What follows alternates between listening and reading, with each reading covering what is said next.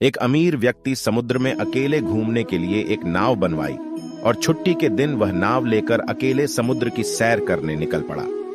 वह समुद्र में थोंझा आगे पहुंचा ही था कि अचानक एक जोरदार तूफान आ गया। उसकी नाव पूरी तरह से तहस नहस हो गई, लेकिन वह लाइफ जैकेट के साथ समुद्र में कूद गया। जब तूफान शांत हुआ तब वह तैरता तैरता एक टापू पर जा पहुंचा, मगर वहां भी कोई नहीं था।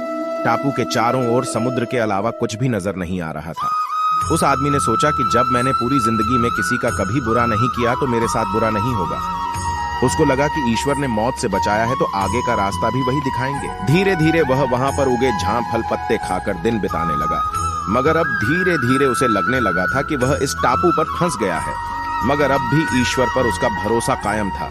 उसने सोचा, इतने दिनों से मैं इस टापू पर मारा मारा फिर रहा हूं, क्यों ना यहाँ एक झोपड़ी बना लूं। पता नहीं अभी और कितने दिन यहाँ बिताने पड़े। पूरे दिन लकड़ियां और पत्ते वगैरह इकट्ठा कर उसने झोपड़ी बनानी शुरू की। रात होते होते उसकी झोपड़ी बनकर तैयार हो गई थी। अभी वह झोपड़ी के बाहर खड़ा होकर उसे देखते हुए सोच रहा था कि आज से झोपड़ी में सोने को मिलेगा। मगर अचानक से मौसम बदला और बिजली जोर जोर से कड़कने लगी और एक बिजली उसकी झोपड़ी पर गिर गई।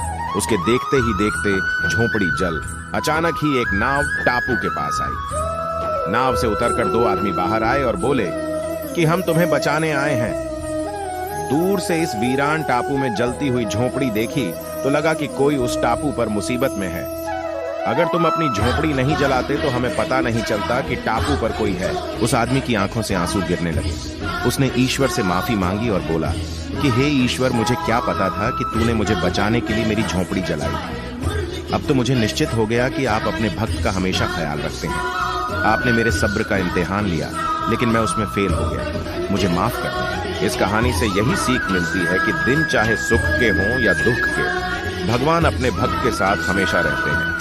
हाँ, हम एक बार ईश्वर से रूठ सकते हैं, लेकिन ईश्वर हमसे कभी नहीं, वह हमेशा अच्छा ही करते हैं।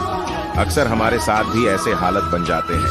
हम पूरी तरह निराश हो जाते हैं और अपने ईश्वर या नियति से रूठ जाते हैं और विश्वास खो देते हैं, जिससे हमारे अर्थात आत्मविश्वास में भी गिरावट हो जाती है। लेकिन फिर बाद में हमें पता लगता है कि परमात्मा ने जो किया वह अच्छा ही किया था, नहीं तो आज मैं यहाँ ना होता।